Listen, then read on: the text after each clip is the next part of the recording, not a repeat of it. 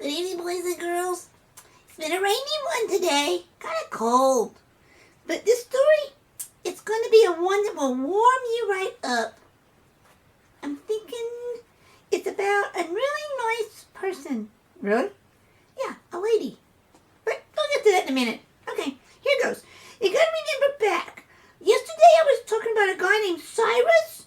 He was the Persian king who had conquered Babylon and made a law that according to the Jews, they was allowing them to go back to their home in the land of Judah and the city called Jerusalem. Yeah.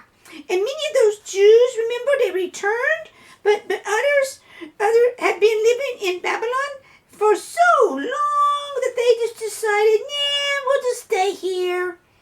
And so one of these was a man from the tribe of Benjamin. You remember, oh man, that's a long time ago, little baby Benjamin. I remember that story. I do too. Well, he was the tribe of Benjamin. This guy had a name. His name was Mordecai. And he lived with his young cousin. Is a girl named Esther, and whose own parents had died. And in the new capital city of Persia. Yeah, she had died. But by that time, King Darius, who had put Daniel in the lion's den, and it didn't work. Well, he had died too. I'm telling you, people die like all get out in this story. And in his place, his son Ahasuerus, kind of like that. He was ruling, and during this great dinner that he had, he gave for his princes and his noblemen. He asked that this beautiful wife person would come to the group, and when she came, she kind of was asked to come, but she refused to come as he had asked her to. Maybe she didn't have her nails done, or maybe her hair was all messy like yours, and you never will come and tell a story with me. She really does have better hair now. But anyway, she didn't want to come, and it made him mad. And so the husband, he decided that she should no longer be the queen. Whoa, you refuse one state dinner or whatever, and you're no longer the queen? But that's what he would have. He'd have a contest, he said, to select the most beautiful girl in the kingdom to take her place. It's like a beauty contest. Wow. And among the girls, brought to the palace, well, they were from, for him to look at. He would select his new queen. And it was a Jewish girl called Esther. Esther's the one to remember, okay? Just remember, Esther. And her heart was as pure and lovely as her face. So she was a real looker. And when the king saw her, he just said, yes, she's the one, I love her. And she was the one he chose to be his new queen bride. Man, did they have to pay any money or anything? Nope. Not much. So now this other guy, the Mordecai guy, he could no longer visit with Esther after she went to the palace to live, because she was the queen. But he sent her messages, text messages. No, we've been over this. No cell phones, no text messages. Wow. Maybe he wrote letters. Yeah, on paper. Okay, well, she went and she sent messages back to him too. And Esther had come to mean so much to Mordecai. He really missed her. She was like his own little daughter. But he really wasn't. She wasn't. And he missed her so much. Yeah. So one day, Mordecai, he kind of overheard these two men. And they were plotting to kill the king. Uh-oh. And he reported it to you-know-who. Esther, of course. Yeah, you got it right. And when she told the king, he immediately took the men and punished them. And he wrote down Mordecai's brave deed in his books of records. He's not going to forget. Yeah. So, talk about your name going down in history. Yeah, don't sing that song.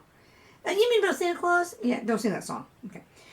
Now the greatest man in the kingdom, next to the king, was Haman, the chief of all the princes.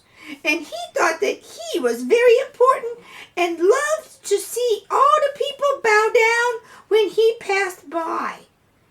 That's called being Haughty? no, Proud? no, self-centered. That's good. So Mordecai, whenever he worshipped only the God and he would not bow down, and he saw Haman, and this made Haman the guy very angry. He's like, bow down now, come on, bow down. And when he found out who Mordecai was, and that he was a Jew, he determined to do away with all the Jews. And that would take care of Mordecai. See, get them all, get him. So Haman told the king that the Jews were causing trouble by refusing to obey the laws of the land. And he got permission to kill all of them. Man, is he a really dirty dealer. Mm-hmm. The king, he really did not know anything about the Jews or even how they were. And he never dreamed that his own princess was one of them. Man, he does not even know who he's married to. They should have dated longer. So then there's this one day. They were set for the killing of the Jews. And the law was written commanding their death. And copies were sent throughout the kingdom. And when Mordecai and the other Jews heard of it, they put on their torn clothes and roamed about the city, speaking loudly against the new law. Might as well, if you're going to be dead anyway, let them know how you feel about it. And when Esther heard of Mordecai's strange actions, she sent a servant out to find what was wrong with him. Mordecai told a servant of the terrible command and sent Esther a copy of the law. She didn't know what her husband had done? Nope, not so much. He asked that she go to the king and ask him to save her people. So when Esther, she heard all this all right, but you're not allowed just to march into the kingdom, into the palace room. Oh, no. You only go when you've been called for, summoned. Well, she was greatly distressed, and she sent a message back to Mordecai saying, no one in the kingdom may go to the king in his courtroom unless he sends for him. Told you. Anyone who tries to go to do so will be killed unless the king holds out his golden scepter stick. That's like his What are you doing? I'm showing him how to say, come here. Like that. You would say, come here. And I, she says, the queen, have not even been called for in 30 days to visit him. He's so busy. But Mordecai, he sent word back again. Man, they are sending messages back and forth. Do not think that you will be safe because you are inside the palace. You are a Jew. Look what he did with his first wife. Come on. She just said no. She didn't feel like eating dinner. And that was the end of her. So, whether you help us or not, God will find some way to save us. But perhaps this is a very reason he allowed you, Esther, to be and to come into the kingdom as the queen. Yeah, God does this stuff ahead of time. He lays out plans and then stuff happens and poof, it looks like, nothing. This time, Esther replied was to Mordecai and the Jews to pray for her as she and her own maidens would do. And then she would go to the king in 3 days. Oh yeah, that's a good one. Pray for 3 days. Yeah, get good and prayed up. So on the 3rd day, ready or not, Esther dressed in her loveliest robes and walked through the palace halls to the entrance Door. Yeah, it's easier to say door. Entrance. I did it. Yeah, you did. To the throne room. And as she stood in the doorway, the king, across the room on his throne, he smiled at her. And he held out his scepter to her. Like, come on, sweetie pie, what do you want to say? And humbly, she walked across to him and she touched the scepter. Yeah. What do you want, Esther? The king asked. And I shall give you anything, up to half of my kingdom. And then the kingdom, well, they would have to be yours. Ooh, she's going to get a sweet deal. But Esther did not ask for the wishes of her heart at first. Wisely, she asked Haman. She asked Haman and the king to come to a dinner she was having for them. Ooh, she's laying out plans, I can tell. She's laying out plans. Haman was very displeased. No, not displeased. Plain old pleased. I thought you read that wrong. Yeah. Haman was very pleased that he alone was invited to eat with the king and the queen. He thinks he's a favorite. I got news for him. He's a snitch. As soon as the dinner was over, he went straight home to tell his wife and friends of the wonders of the palace life. He's showing off. But on the way, he saw the hated Mordecai standing tall as he passed by. Ooh, the plot thickens. And it changed his happy little mood. That day, he ordered the gallows. What's that? How the people would be killed with the gallows. Oh, yeah, stick your head in it and whop off your head. The gallows and the tall posts to be made on which he would hang Mordecai. Oh, jeepers.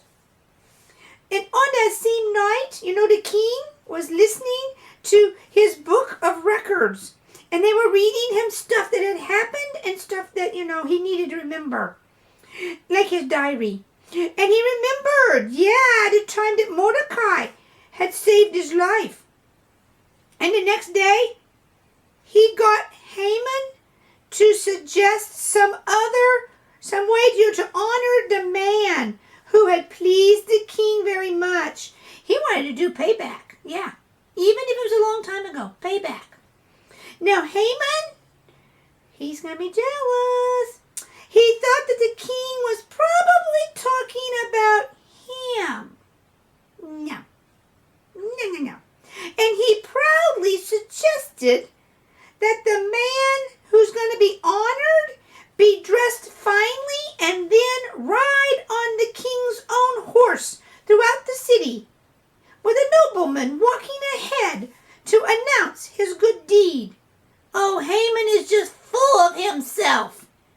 But it's not going to be about him. So how astonished Haman was when he learned that the one the king wanted to honor was Malachi. Yeah, not Mordecai. Mordecai. Sorry, wrong story. And he was a Jew. He could hardly raise his head as he walked about the city, calling to all of the honor of Mordecai. He had to be the one to tell the good news about Mordecai. It wasn't even about him after all. Here he was, the chief prince, praising the very enemy for whom he had built tall gallows the day before.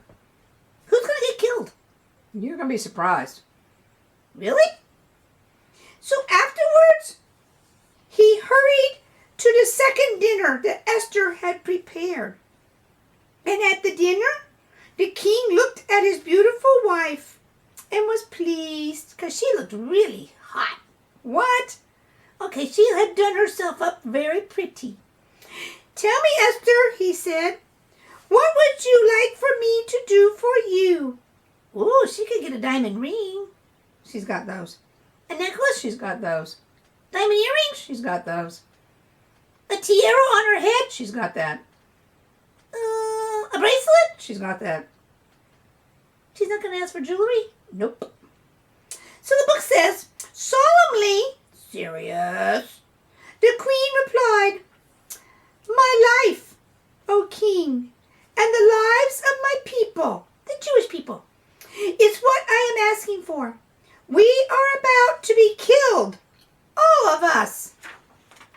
Who would dare do such a thing? The king says. Yeah. And Esther turned and looked right past the king to the guilty one. Yeah, Haman. Talk about looks like a kill. And our enemy, this wicked Haman, she announced. Haman was once again begging for his life, but the king, he was too angry to listen. He didn't like being fooled by his top #1 guy. He ordered Haman to be hung by the gallows that had been built for Mordecai. Oh, you're right, I didn't expect it to be him. And on that day, Mordecai, he took Haman's place. What? On that day? Uh-huh. Mordecai took Haman's place. Finish reading the sentence faster. As the chief of the prince. Oh, I thought he was going to take his place in the gallows after all. You gotta read faster. Chief of the princes? Yeah. And the law for killing the Jews? Well, that could not be changed, but the king made a new law which allowed the Jews to fight against anyone who tried to kill them. So get out your rubber bands, get out your spitwads. No, get out your spears. Oh yeah, real weapons. And most of the people were too afraid to even fight those Jewish people because they'd heard about them. They have a reputation of wiping out people. But the ones who did were very quickly destroyed by the Jews. Almost to the end now. This is a very long story. I know. So instead of the sorrowful day, the day named for the killing of the Jews turned out to be a victorious one. Yeah, they won. And the people, they celebrated a feast of thanksgiving to God for saving their lives. And the Jews today, they eat that very same feast day. The Feast of Purim. What? Purim. Purim. And what they do, they remember the beautiful queen who saved their people. And that's the end of the story. Am I getting close to Jesus getting born? You're getting very, very close. Mm-hmm. Good, because I think I only got a couple more days and I should be there. Mm-hmm. You will be. Good. I'll be happy then. I've been waiting for this day for a long time. Okay, kids, snuggle down, pull those covers up, and dream about